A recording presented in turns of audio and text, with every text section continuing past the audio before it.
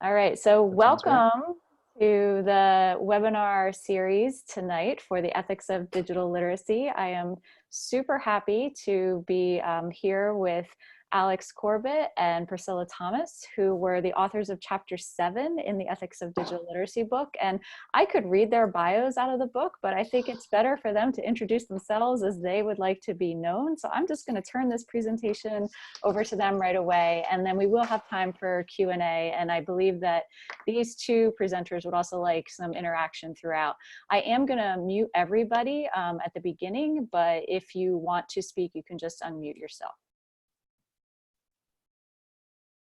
Okay, Alex and Priscilla. Great. All right, Priscilla, I'll let you start. Thank you. I'm Priscilla Thomas. I am a teacher in Queens, New York, and I work with the New York City Writing Project. And that's how I got to know Alex. He came through the writing project a few summers ago when I was co-facilitating. And I was really excited to work with him on our contribution to the ethics of digital literacy and talking about troll rhetoric, which you'll hear more about our work today. And I'm Alex Corbitt, and like Priscilla said, Priscilla and I met through the New York City Writing Project up at Lehman College. I taught 7th grade literacy for 5 years up in the Bronx at a public school. And I just recently made a transition up to Boston College, and I'm a second-year doc student up there. So I'm still a baby doc student, still figuring out what's going on. And just to echo what Priscilla said, our presentation today, and really thinking of it less of a presentation, more as a collaborative discussion, which we'll go into in a second. We're excited to talk about troll rhetoric and what respectful and productive online discourse looks like. Priscilla and I have been speaking about this for about a year now together and collaborating, and it's really pushed our thinking, and we hope that we push each other's thinking together tonight.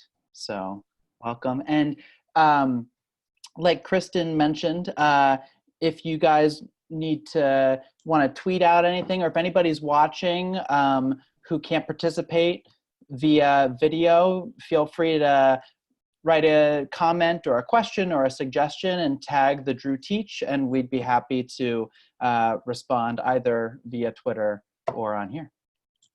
So with that, we'll jump in to the slides, and we won't be super slide heavy tonight, hopefully, but okay. Just a quick framing of what tonight, our hopes and dreams for tonight. We hope to have a collaborative, kind of messy discussion that generates maybe even more questions than it answers, because that's really what this journey for the past year has been for Priscilla and I. We kind of thought we knew what troll rhetoric was and how to kind of navigate that with kids. We continually kind of complicated those ideas for each other. We've had other people really complicate the ideas for us. And so we spend most of the time just a little confused. And that's okay, because we've actually learned a lot. We're not going to really prescribe a lot of universal answers tonight to ethical issues. The challenges of teaching take different forms depending on your context, and we respect that. Instead, we want to create a space where it's okay to ask difficult questions and be confused. Our entire chapter is about being confused, and in fact, we've even changed our opinions a few times on even what we wrote. And our thinking has shifted since publication, but this has been exciting because this is where rigorous questions and personal revelations kind of come out of the work. So we hope to do a lot of listening today and hear from a lot of people. Yeah, and as Alex said, so much of our process in writing this was having a lot of conversations and coming together with fixed ideas, or at least ideas in development, and then leaving thinking, okay, now we have totally new ideas. And even after we had finished the draft of our chapter, I think very shortly after, Kristen emailed us with like, okay, it's finished and this is your last chance for edits. And we were like, no, wait, we have to change everything because we talked on the phone again. So we're really excited that you're all here for the webinar, because we see the webinar as this opportunity to continue this conversation. So we're very glad to have all of you. And we hope you appreciate cute dog gifts.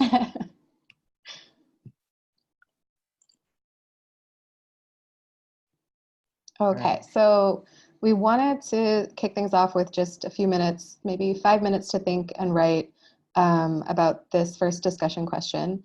So we're asking you, what is bringing you to this conversation about trolling and productive online discourse? And that could be thinking about the experiences, both personal and professional, that you have with trolling, or anything else that you're hoping to get out of this conversation or that you're entering this conversation thinking about. And sorry, well, we give you a few minutes to think about those questions and jot down some information. We can tell you a little bit about trolling and our definition. So we obviously wanted to start with kind of a common language about what we were talking about when we were talking about trolling. So the way we defined it in our work was that trolling is the act of harassing or degrading others online. People who instigate this harassment are called trolls. Trolls are often anonymous users who mobilize that anonymity, to shield themselves from the consequences of their speech. And for us, in thinking about this chapter, Alex came to this conversation with this idea about how, as we have students creating and publishing their work more and more online, and also as our students are spending a lot of time in online communities outside of our classrooms, how we were thinking about our students engaging in this and dealing with this kind of discourse. And I think I can let Alex begin with his ideas about the chapter before we really sat down to write about it. Yeah. Kristen, the graphic on the right that kind of splits up the different themes of the book, Kristen, last week when she launched this series, had mentioned that all the chapters kind of fall into one of these 5 themes. And ours, even though these different categories are kind of fluid and, we kind of fit in a few, we have been thinking a lot about like community and what does it mean to have a productive, supportive online community and what kind of speech happens there. Like Priscilla was mentioning, the story of the chapter kind of began out of a lot of questions that we had in some of our practices in the classroom, and the way we kind of started thinking about things like argument. So a couple of years ago, I don't know if you know this, but Dr. Kristen Turner actually came out with a book on digital argument. And so she's always really shaped my thinking. So I was thinking about, okay, so what does argument look like online? How does argument happen respectfully? How does it sometimes not happen respectfully? And how do we negotiate those two things? And I've just always had a lot of respect and admiration for Priscilla when she facilitated my hour, but I was a participant, our 2-week National Writing Project. What do we call it, Priscilla? The Summer Invitational. Oh okay, the Summer Invitational. She and Jen Ochoa facilitated it, and they both just pushed my thinking so much. And a lot of the work that I've done since, I've actually really been thankful, and I've shouted them out about that. And so when I came to this project, I was like, Priscilla, would you want to kind of go on this journey and think through what trolling means and online ethics? And she was like, yeah, and she totally helped transform the project. So I'll kind of throw it over to her a little bit from her perspective. So that, I think transform is a really kind word that Alex uses for when I disagree with him. And and then he has to, maybe not has to, but chooses to revise his approach to something. I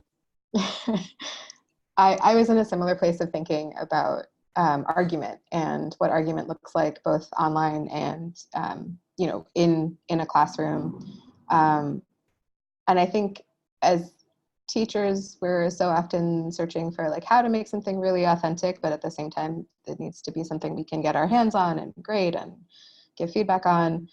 So you're in that weird limbo of wanting things to be uncontrolled, but also controlled. And the school I'm at now it's a school in the International Public Schools Network in New York, which means we serve newcomers to the country. So my students have been in the United States for anywhere between a year to a few days. And, you know, we still have assessments and things to worry about. So when we're teaching argument, it's really easy to fall into making things very prescribed because you want students to feel successful. But, you know, we're always trying to think about linguistic practices that are authentic and really happening in students' lives. So when Alex and I were talking about trolling, it was right at the start of this argument unit where I had been thinking about how to make argument both in the classroom and feedback in the classroom really relevant, or maybe more real than it often is. Less of like a pro-con choice or just a, you know, give feedback by saying these sentence starters, and more thinking about how are we really engaging in conversation. And the conversations that I was having students think about were really similar to the conversations I was having with Alex, where Alex is someone that I greatly respect, and I always think that he's very thoughtful and his opinions come from places, they're not just random. So when he says something that I disagree with, or when I say something and he's like, oh, that's not how I think about that, he's not someone that I immediately just write off. And I was thinking about, you know, how many people do I have in my life that I think of that way when I disagree with them, and how many people in my students' lives do they disagree with this way, and is there anyone, and then who are the people that we just dismiss, and how does that connect to this concept of trolling? Yeah, so I can swing that back to Alex, or we can start thinking about some of the things that participants are bringing. And you know what? I apologize because I keep accidentally clicking the the forward button. But finish your thought, and then we can. No, I think I was ready to be done. I took that slide change as a cutoff, but No, that wasn't I it. wanted to pause. That was the music. No. I've done it twice now. And we'll go, Priscilla and I will go into some of the nitty gritty. And like Priscilla said, we've kind of pushed back on each other a little bit with like our preconceived notions of discourse and argument and community. And we'll give like very concrete examples in a few minutes. But first, maybe we can debrief question one. And so folks have already been sharing in the chat section some really cool reflections. And I think Vanessa actually mentioned that she'd be willing to go first. And then other folks, after Vanessa's done, feel free to jump in.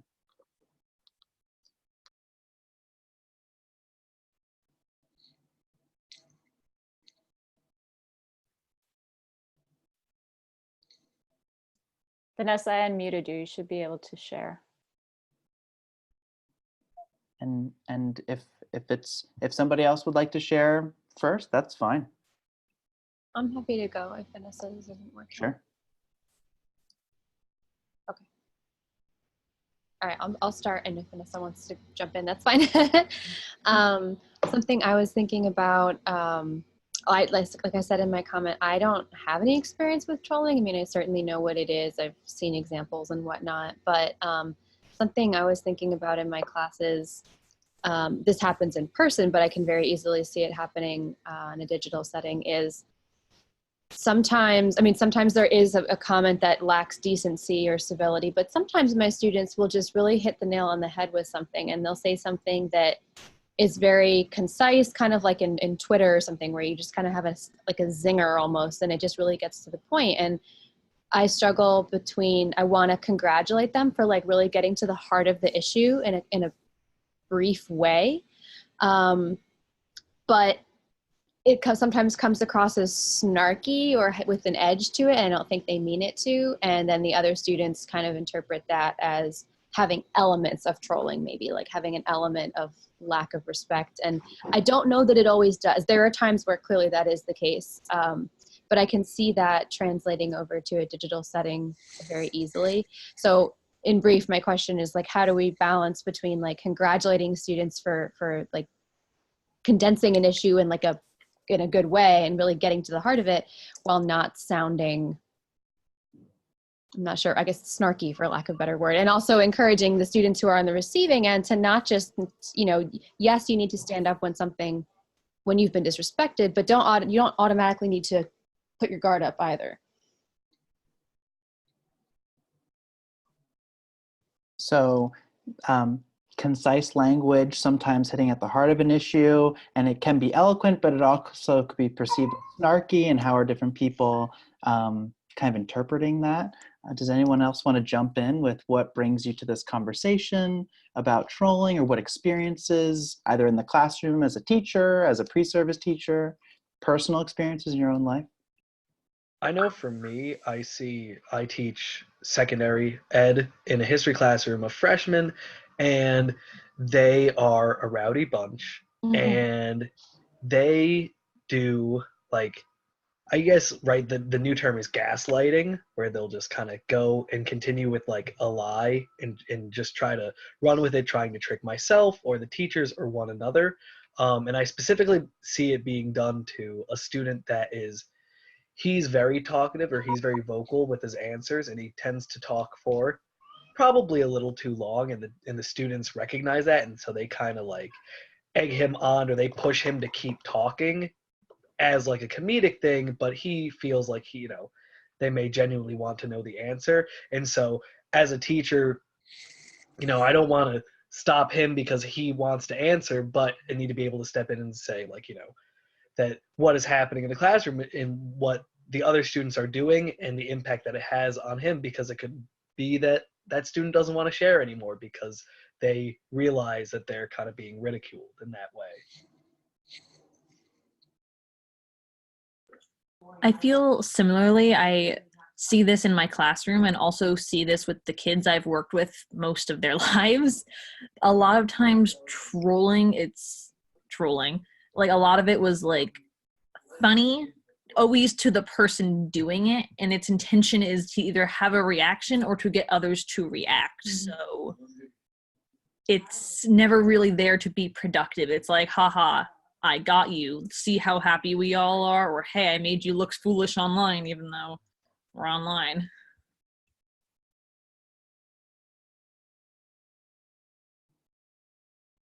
Some of the points that you guys bring up are so interesting, because I think a lot of the conversation, like when Priscilla and I have talked about trolling, is like we think about like almost like we've talked about like kind of racist or like homophobic rhetoric or ableist rhetoric, or when people disagree politically. But some of the things that Jessica and Michael, you bring up are really interesting, that are already kind of shaping and reshaping the way that I'm thinking, like gaslighting kids or like egging them on, even though like that kid might not have a very clear read on the situation. And Jessica, you mentioned like similar to Mike, like eliciting a certain reaction out of somebody as like a form of bullying.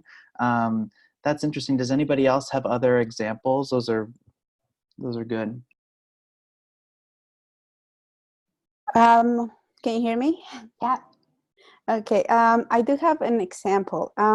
So I am in middle school, and this year I have a 7th grade class. And one of my students, she's gay, and she is very confident about her identity. And I do have occasionally some students making comments that are homophobic. And so I have to address that right away, but I also have to understand and have to explain it in a way where the kids can understand it and don't feel offended. But yeah, so those things do happen in the classroom. So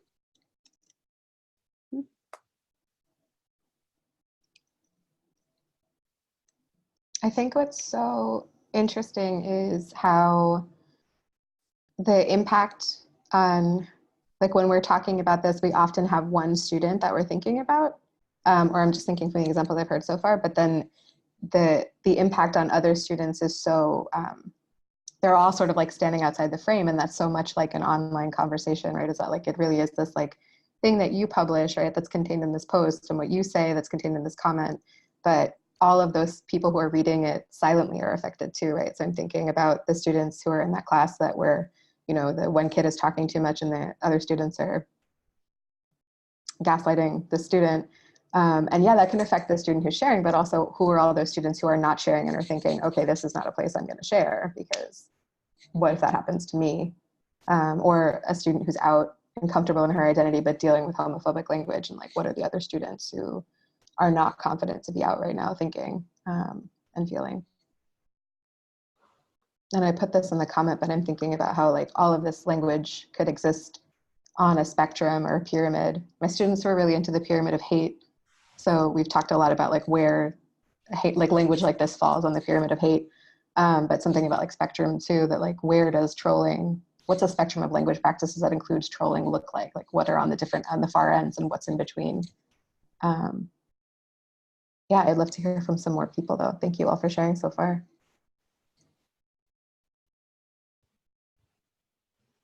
I just had a thought in response to like the gaslighting and things like that and trolling. I think it's important to remember too that students have multiple layers or levels to their digital lives. So like what's going on like a discussion on Facebook has an undertone of the cyberbullying that went down on Snapchat or the night before. And I guess that's something that's kind of new for me as a teacher. Obviously, I know about all these platforms, but I just didn't have that experience in high school or middle school. There was like maybe one of those, and now there's a million of them, and they have them all. So I think that adds a layer of complication when talking about the ethics of it, is that you have multiple different ways of trolling. I think that also, and this is something I've watched in my experience as a nanny, it makes it harder for kids to escape, because they can be bullied in school. And when I was younger, you'd go home and it was like, okay, well, school sucked, but I'm home now. And now it follows you. It follows you on Snapchat, it follows you on text, it follows you on FaceTime. There's always another way for them to find you and go after you and provoke that reaction that they're looking for the whole time.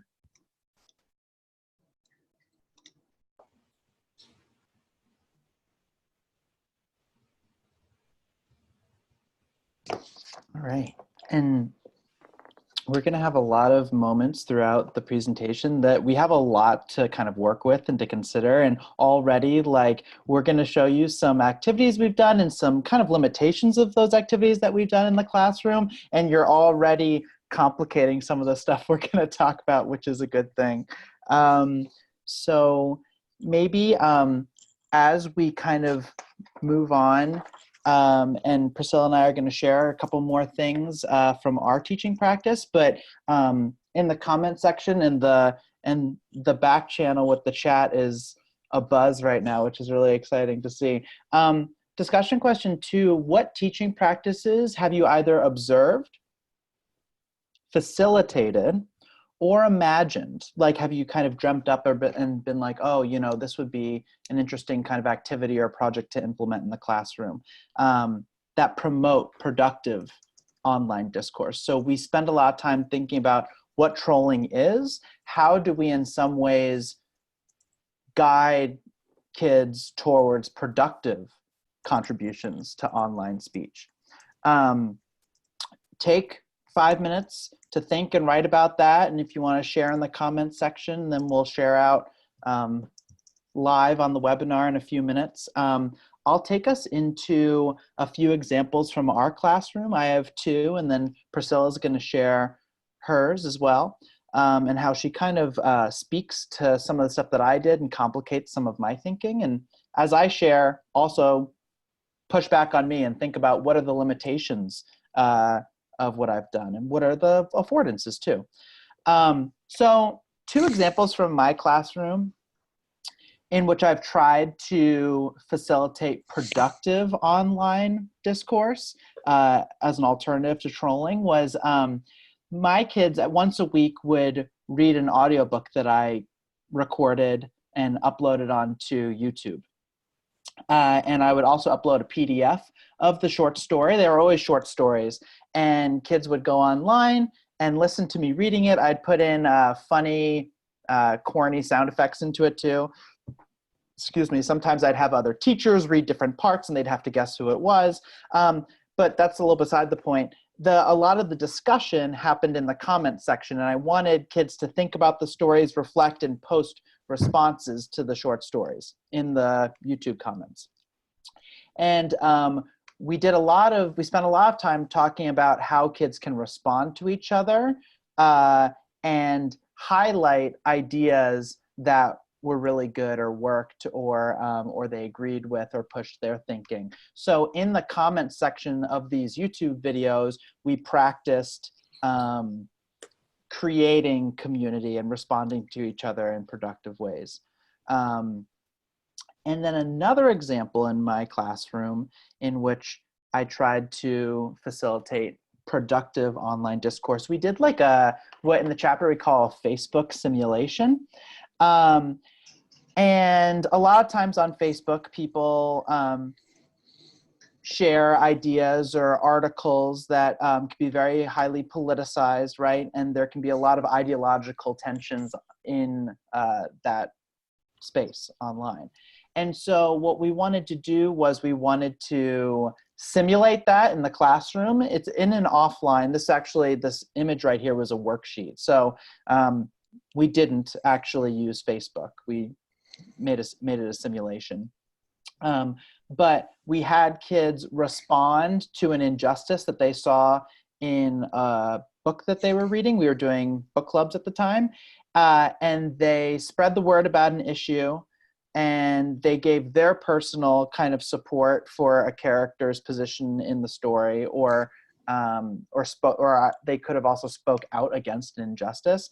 And then we had them create a comment of somebody who might actually disagree with them as almost like a counterclaim to consider how somebody else actually might push back on their position. And then the kids practice responding to it in that little bottom box, but respectfully and in a way that is generative. Talking with Priscilla, there's some assumptions in this activity that we kind of had to problematize a little bit, and I'll kind of let her share a little bit about that as she talks about what she did in her classroom. Oh, I recognize that hand. So I was in the middle or in the beginning of this argument unit when Alex and I began thinking about how we were dealing with discourse like this in our classroom. So a big thing that I wanted to kind of challenge or push back on in my department's traditional approach to argument was that it's presented as pro-con, and that mostly comes from, in addition to our own comfort from like how we were taught, it also comes from that it's the argument essay on the New York ELA regents is taking a pro-con stance. And so usually our arguments traditionally were structured to be pro-con.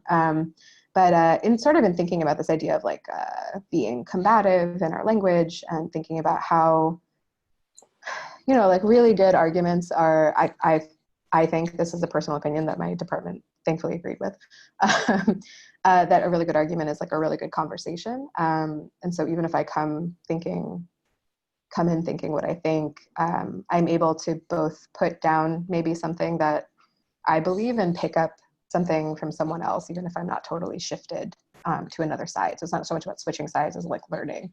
So I wanted my students to start thinking about that, even though they're also 9th and 10th graders, and what they love doing is fighting with each other. So it's trying to harness a little bit of the excitement of arguing, but not necessarily just starting a fight or a debate. So we started with this whole, like, let's create a common definition of argument and debate, and they looked at quotes and they looked at images, and they presented arguments for which quote and image was the most accurate definition of an argument, and they created criteria for a strong argument. And then we started thinking about feedback and how they were providing each other feedback and on their opinions. And I've heard a lot of really good stuff when people are talking about argument. You know, the idea of, I think someone might have mentioned this chat, but the idea of disagreeing with the idea, not the person. And we're sort of building off of that with my my department, and also with Alex, who was my thinking partner for a lot of this. So building off that idea of how do we create feedback that makes space for disagreement without just throwing someone's argument away and saying, well, you did this wrong because I disagree with you. So we came up with a framework that that we really ask students. It was Alex kind of called this the conversational partners frame, and I really liked that because that's what we were really asking students to do.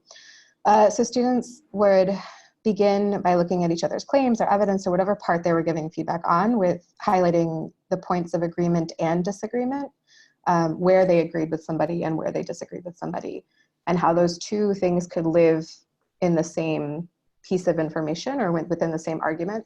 And then they would explain, you know, where those thoughts came from, so why they agreed or disagreed, and they would offer something. So they'd ask a question like, have you considered, or they would offer a source that maybe they'd encountered from one of the text sets or their own independent research, like maybe you should read this. And there are definitely times where like that language was like, okay, if I got a comment like this on a Twitter post from someone who was like, I disagree with you, have you read this article? I might like roll my eyes, but it's not necessarily the same thing as, you know, someone saying like, you're an idiot for thinking that. So it all came out of this idea of what am I seeing? How am I seeing students and people interact, and like, what could we do differently? And I was really thankful to have someone to talk all this stuff through with. But as we continued with that work and shared it out, even this thing, which I feel good about, it's still not something that I felt like was a perfect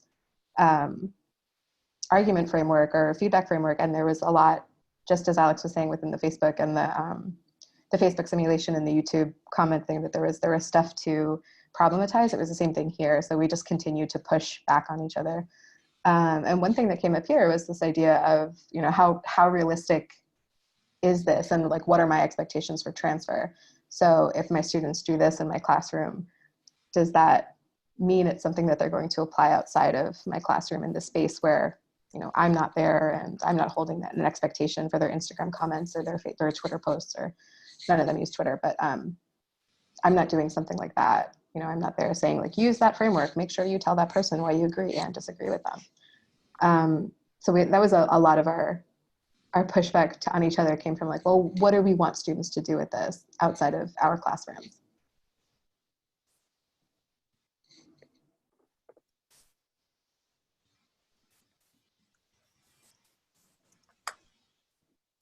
And are we ready for a debrief? I feel like we could. I was waiting for you to tell me that it was my time to stop talking. No, not at all. Yeah, I'm deep in these in the stories that everyone's sharing. Yeah, I can't. It was really hard to talk because it's really hard and read your chat at the same time. You know, Alex and I are kind of sick of each other, so it'd be great to hear from you guys now.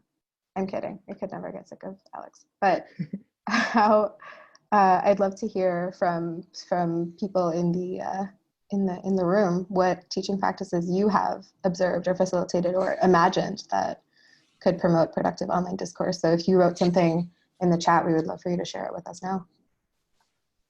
Or if you didn't. I can share what I wrote.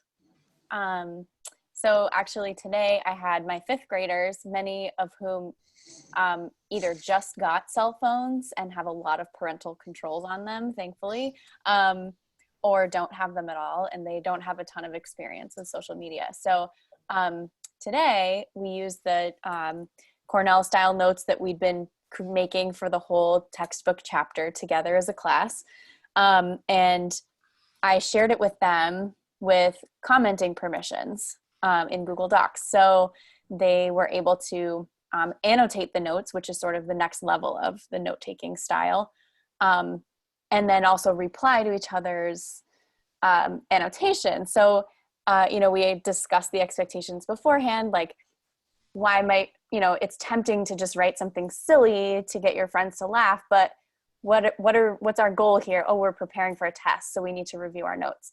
And how helpful is it to write hi, a million times, which is the 5th grade, version of trolling. So,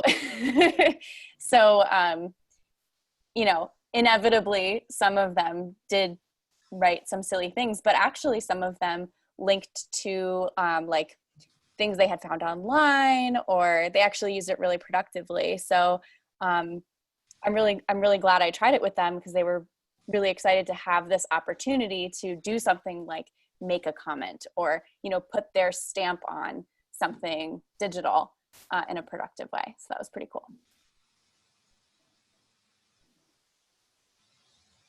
I love that the 5th grade version of trolling is writing hi a million times. I could add something. Great. One of the things I really have found, and I have 8th graders, is, I have to create the most real, authentic situation. So it's actually,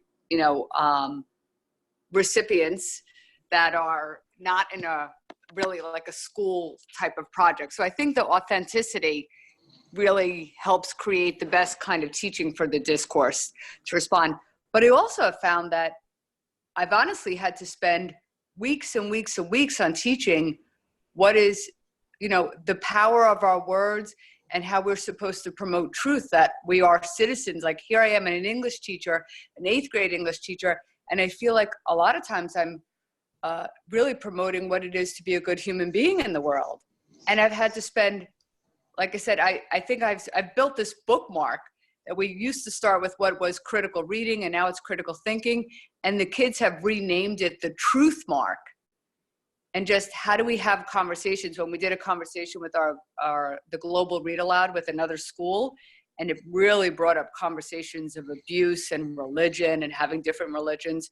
We spent days talking about how are we going to have a conversation so that we weren't just sharing our opinion, that we were seeking the truth, and that when we had an experience, we were trying to even bring awareness that, listen, in my experience of 13 years in a family that grew up as Catholic or Muslim or something, and we actually had to add that into our responses. So I taught them that a little bit.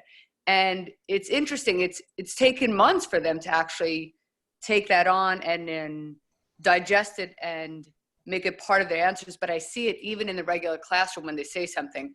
In my experience, this is what I thought or know. But it became a class about truth. And I think all of a sudden with everything that's online, we really have to make sure that that becomes a big piece of our the education now for the kids.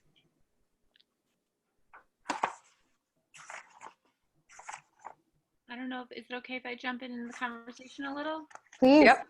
I'm just going to piggyback slightly on what Jill said, because I also for the last few years have done the global read aloud, and this year we did it with Padlet with a couple schools in, I think, Canada and in California and things like that.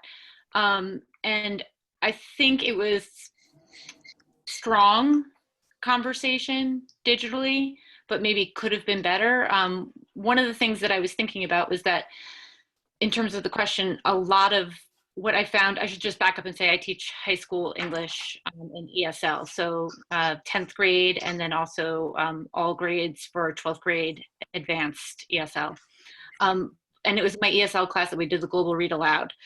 And one of the things that I found was it was really a useful conversation when it started with image or something like that. So using Padlet, they had images, and then they were able to comment back and forth with students in various cities and stuff like that. And I felt like that was a really useful conversation starter about topics that were in particular about what we've done with Indigenous people in the United States. And the other one that I've been working on and really thinking about that I think fits in here somewhere is, and I've been working about it with a colleague at my school, is Parlay. I think that's the the software, the program, but I was thinking about how we can use stuff like that to help craft and like identify those moves in an argument so that we are respectful in conversation. It just seems like a more orchestrated way of doing it.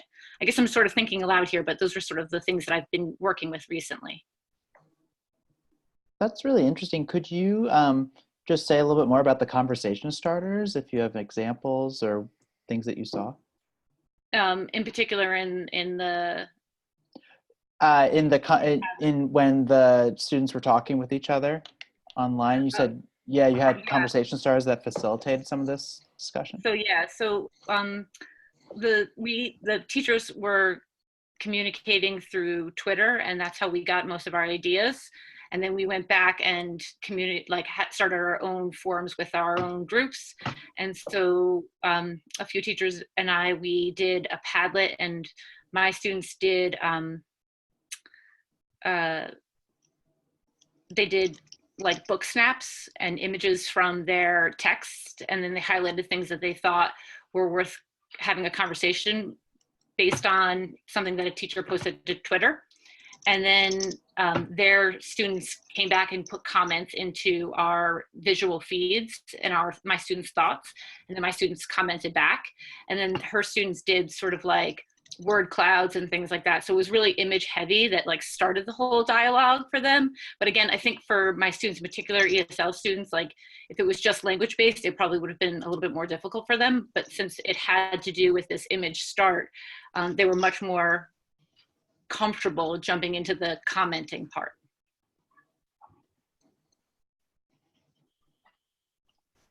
Thank you for sharing.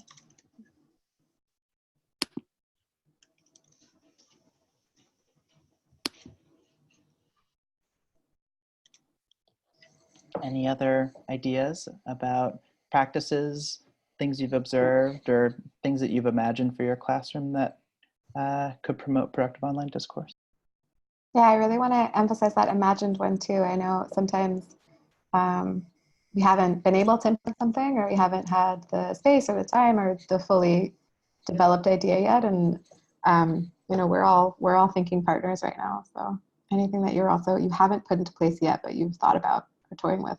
I can comment on, I guess, something I would like to see improved. So my district, we have a one-to-one Chromebook situation. So we have the kids do what's it called, digital driver's license, and they get a certificate. I know a lot of different schools do this. I am constantly trying to imagine something more effective. I don't think it's effective at all. It's just like reading through a lot of stuff. The kids breeze through it. And I have 4 ESL classes. And so I have kids that have sometimes never been in school or have had huge gaps in their education.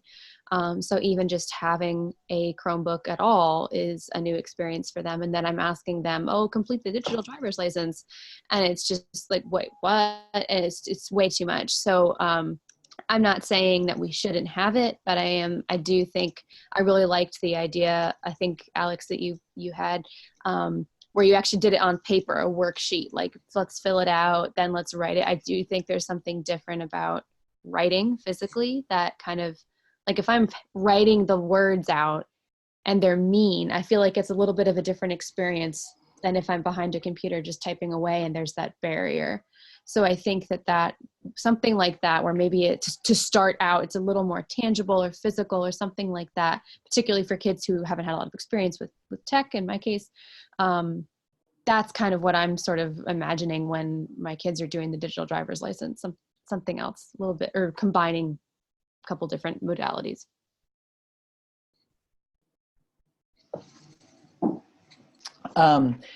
Glenna and Jill mentioned this too, and a lot of folks have been mentioning like what is authentic in the classroom and how the way that kids might talk or write or speak in the classroom doesn't always map onto the ways that they do those things and engage in conversations online.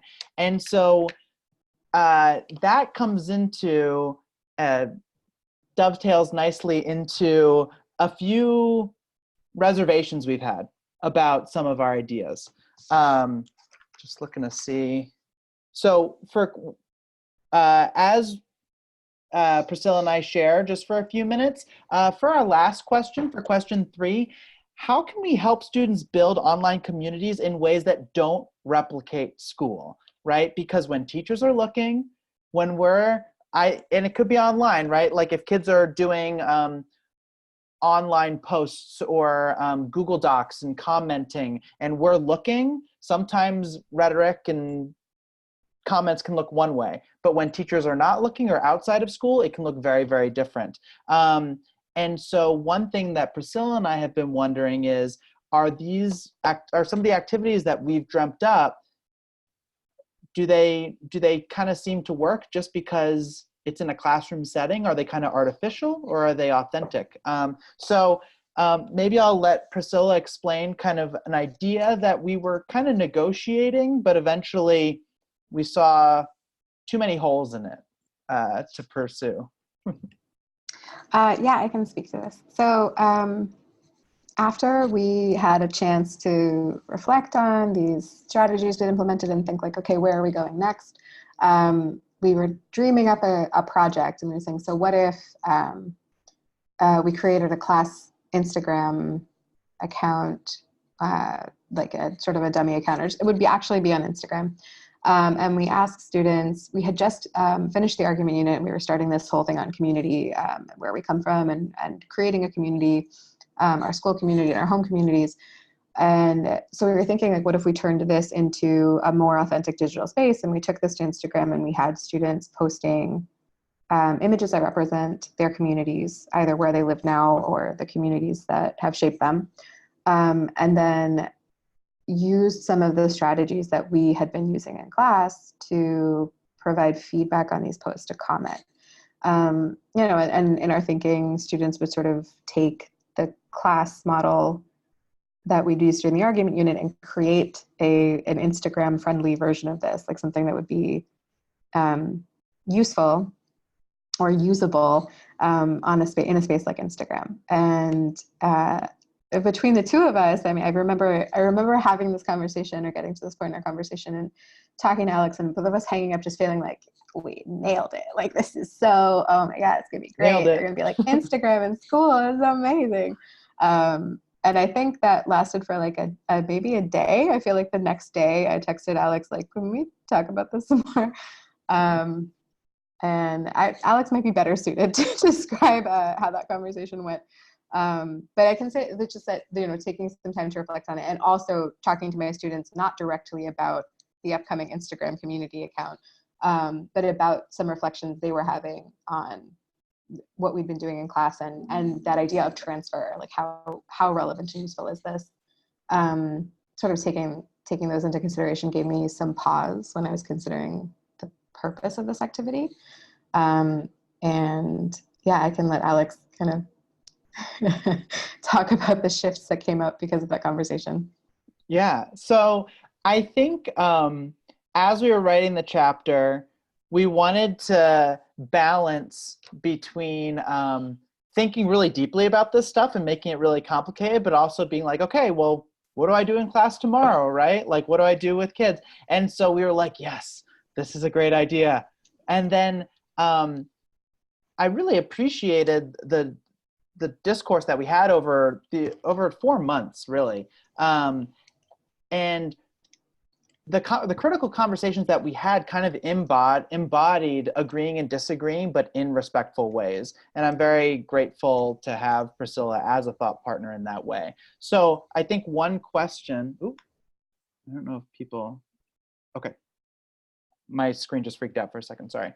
One question that Priscilla asked me is, again, is this authentic? Or is this artificial? Like, are kids gonna speak a certain way because we're watching and it's a class Instagram account? When has that ever like existed in the real world? And do kids really use Instagram in this way? And it helped us think about the limitations of authenticity and trying to recreate the world in the classroom, right? And so since then we've been chewing on, okay, how do we talk about being respectful in online spaces, but in ways that don't reproduce school. Because when you slap a school stamp on it, it kind of makes it artificial from the get-go. And this is kind of where our heads have been at. And this is kind of where the chapter leaves off. So I would love to hear from some folks about, where is your thinking right now? This is complex, messy stuff. Think with us. Where are you at? And just jump in whenever you're ready.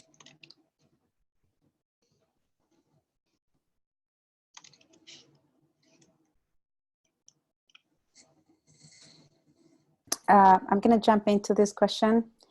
I think that our end goal is to, build those skills in our students, to be able to talk about an issue, to give their opinion, provide maybe evidence to their opinions in a respectful manner. However, I think that schools, especially administrators, would be concerned. As a teacher, that would be my end goal, like to, have my students perhaps open social media accounts and, post comments to questions or opinions to issues. But the administrators, and I think that is valid concern that, okay, who's going to be monitoring whatever is online, and if there is something that becomes a big issue, like they're concerned about how is that, if there is an issue, how is that coming back to us and how we're going to deal with that. So yeah, especially at the elementary level. I guess if you have 12th graders, which are close to being adults, I think, in my opinion, maybe there will be less of an issue, but yeah, so that's the concern. I think there's a difference too, between, like, I get the point about, like, it's not authentic. This isn't actually how kids use Instagram. It's not even how I use Instagram. But I think there is a difference between superimposing, like slapping on a school thing. And then I think Dr. Turner wrote, like, but could we push them to, like, kind of expand the use of Instagram? Because at the end of the day, it's a social media tool. It kind of is what we make it. So, I mean, like, charities have Instagram pages, fashion designers, artists, political campaigns, anything really can. There's everything from, like, kittens to philosophy. So, yeah, I could see both. Like, it's not authentic in how they're using it or how we're using it, but at the same time, it is what we make it. So we could also kind of push them and be like, well, you don't have to buy into this. You can make it how you want it. Yeah, I feel like the simple act of viewing something as an authority therefore kind of contaminates it, for that they will always be like, oh, well, the teacher's looking, I have to act a certain way. But if we are able to simulate as close to an authentic experience as we can, that can help them then apply it into their own real life and their own authentic experiences.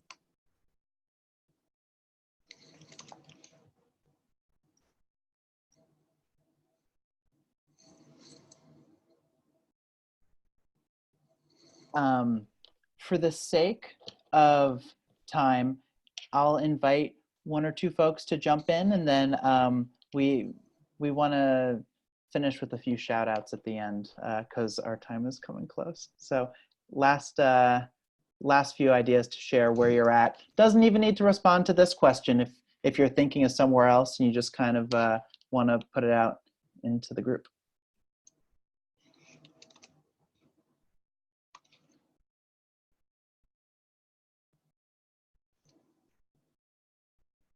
Could I ask, I know we have a couple of teachers of younger children I've seen a couple of comments in the chat room, but then I've also not heard a couple of you speak. And I'm wondering what you think about this work in, like, let's say a K-3 classroom, and how we start developing the discourse skills in younger students who may not be on social media or doing these interactive conversations online yet, but they certainly will be by the time they're in 3rd, 4th, 5th grade.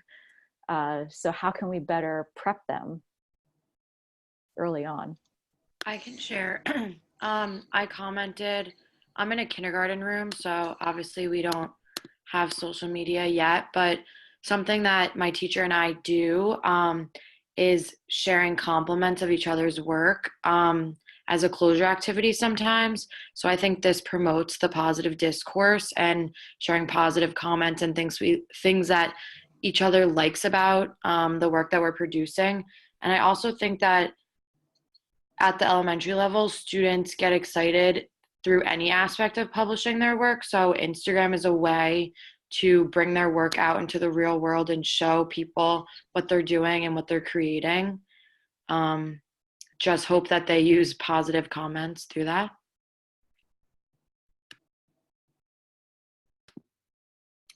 If I can just bounce into this really quickly, I was thinking one thing about how can we help students build online community in ways that don't replicate school, and somehow I think that that is like in its inverse, so that, and maybe this is all what we're talking about, but like, for example, in my class, I had them do TikTok because I knew nothing about it for Romeo and Juliet. And that was like wildly authentic and ended up being more about them. And they posted it on their TikTok pages and someone became TikTok famous as Romeo. So I learned a lot, and it was them bringing their world into our classroom. And I was just thinking about it in elementary school. Something that I noticed with my daughter is that obviously their whole world is about watching YouTube and kids playing with things and creating their whole YouTube world, which is kind of like what you're saying, Carly, about like them just publishing anything. So to me, is sort of a natural fit is that idea of like filming themselves, or in some way, if that technology is available to them, narrating the play and all of that. I mean, there's a lot of the, like language skills and argumentative skills that are going into that, and having their friends kind of watch it and give feedback that way seems sort of like a natural fit to me.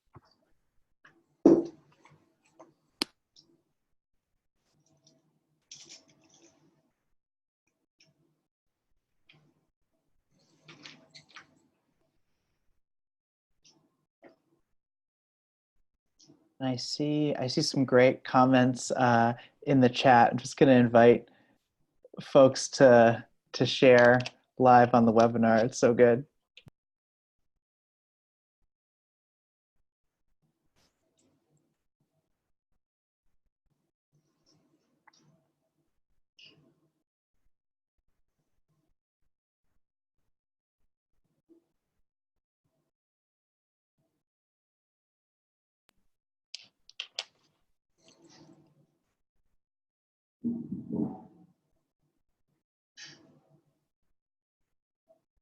All right. I'll take the pause as that we're in a good space as a group, and people are still sharing out some Google Doc links and various resources on the back channel, which is really exciting to see. I'll say that one thing as we're kind of thinking about thoughts and reflections that Priscilla and I were talking about this last night for, oh man, over an hour. We had a really great conversation. And one thing I shared with Priscilla is I'm thinking about, I might not be able to control as a teacher, nor should I control what kids do outside of the classroom and in their own online, digital lives. But maybe one step is, I'm thinking just from my own practice, might be to come into a classroom and just share throughout the school year little moments where I try to connect with people online, whether it's on Facebook, Instagram, Twitter. I don't use TikTok, but if maybe I should. Maybe I shouldn't. But and just share personal experiences with communicating with other people. Now, to be fair, right, and I'm just thinking about my identity, my experience online as a white man, cisgendered, straight, able-bodied man, my experience online is very different than other folks who don't have the privileges that I do and have different identities and cultural backgrounds, right? So being aware of that, and also being transparent about how I try to navigate myself and my speech and my identity as best I can on online spaces. Where's your head at, Priscilla? All right, I got sucked into the chat again.